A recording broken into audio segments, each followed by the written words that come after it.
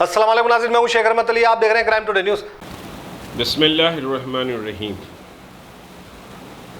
Fourth face के इंतखाबात 13 को मुल्क में होंगे। मुख्तलिफ रियासतों के साथ तेलंगाना में भी इंतखाबात होंगे।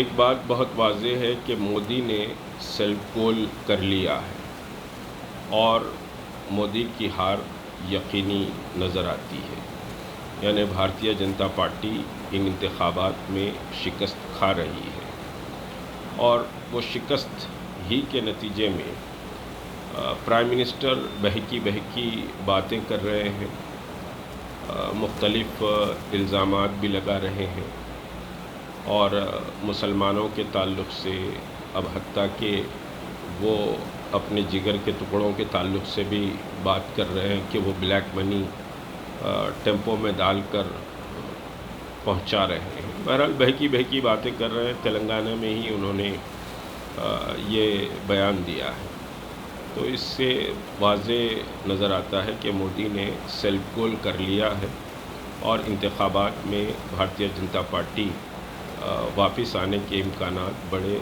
महूम नज़र आते हैं और अल्लाह करे कि ऐसा हो। और फिर एक बात बहुत वाज़ेह है कि पूरे मुल्क में मुसलमानों ने इस नफ़रत के ख़िलाफ़ एक वाज़ेह पैगाम देने की कोशिश की है और मुसलमान इंडिया ब्लॉक के साथ पूरी ताकत के ज़रिए ठहरा हुआ है और ये पहली मर्तबा है कि मुसलमान मुनज़्ज़म और मुत्तहद होकर फ़िरक़ा परस्त ताक़तों की शिकस्त का बेड़ा उठाया है। यकीनी तौर पर बहुत सारी बातें हैं, नाइंसाफ़ियाँ भी हैं, सब कुछ है, लेकिन ये वक्त गिले और शिकवों का वक्त नहीं है। और ये जो समझिए कि मुसलमान सारे मुल्क में वन वॉइस हुए हैं, उसकी वजह ये है कि सारी कांग्रेस पार्टी में राहुल गांधी एक वाहिद समझिए कि लीडर है जो इस वक्त लीड भी कर रहा है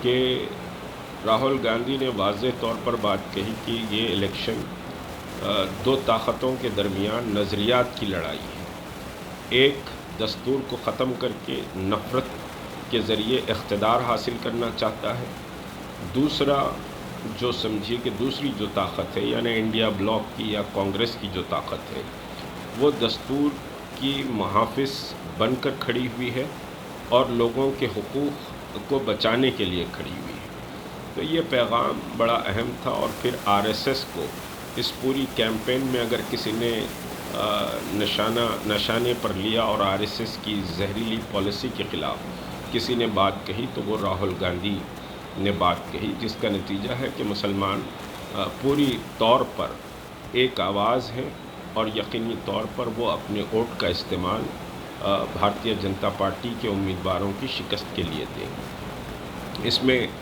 कोई शक नहीं कि ये इलेक्शन में समझिए कि मुसलमान शोर शराबा नहीं किए और ख़ामोशी से मुसलमानों ने एक समझिए कि कैंपेन चलाई, मुख्तलिफ अपने कम्युनिटी के मीटिंग्स में और फलाह में कि ख़ामोशी से एक फ़ैसला लिया कि हम बहरहाल किसी भी सूरत से कांग्रेस और इंडिया ब्लॉक के हक़ में अपने वोट का इस्तेमाल करें, क्योंकि मुसलमान थोड़ी भी हरकत जहाँ भी कर रहे थे उसको पोलराइज़ करने की कोशिश की जा रही थी।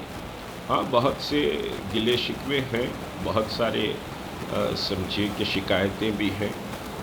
अज़ला से भी खुद तेलंगाना के अज़ला में भी कांग्रेस में जो मुसलमान हैं उनकी भी शिकायतें हैं। लेकिन एक बात वाज़ेह तौर पर कहूँ कि अब ये वक्त गिले शिकवों का नहीं।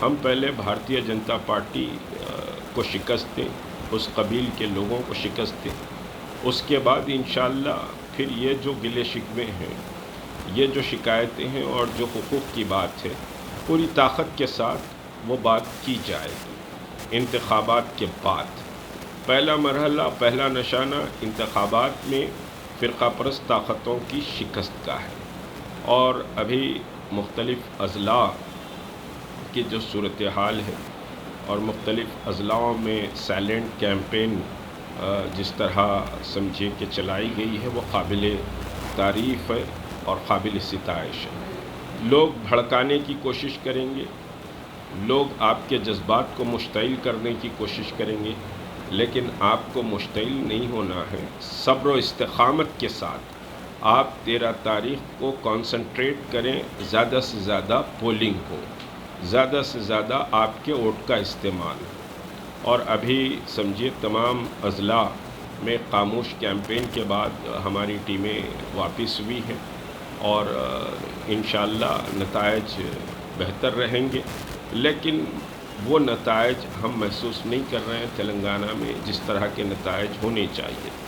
ہم بہرحال ہماری کوشش یہ تھی کہ بھارتیہ جنتا پارٹی کے جتنی ٹال لیڈرشپ ہے وہ لیڈرشپ کو شکست دی جائے، لیکن بعض کانسٹیٹنسیز میں صورتحال مختلف ہے۔ میں پورا تجزیہ انتخابات کے بعد انشاءاللہ کروں گا، لیکن جہاں تک کہ مسلم ووٹ کا تعلق ہے، مسلمان ون وائس ہیں پوری ریاست میں، اور انشاءاللہ زیادہ سے زیادہ مسلمان پولنگ کریں گے۔ اور آج جو کانگریس کی حکومت ریاست میں ہے، وہ جن جن علاقوں میں کانگریس جیت کر آئی ہے وہاں آپ کا ایک بڑا رول رہا ہے۔ مسلمانوں نے کانگریس کو ووٹ دیا جس کی وجہ سے کانگریس جیت کر آئی ہے۔ اب کچھ لوگ یہ ظاہر کرنے کی کوشش کر رہے ہیں کہ ووٹ ملا نہیں ملا، یہ تجزیے سمجھیے کہ کرے ہیں، تو یہ وقت نہیں ہے ان شکایتوں کو سننے کا۔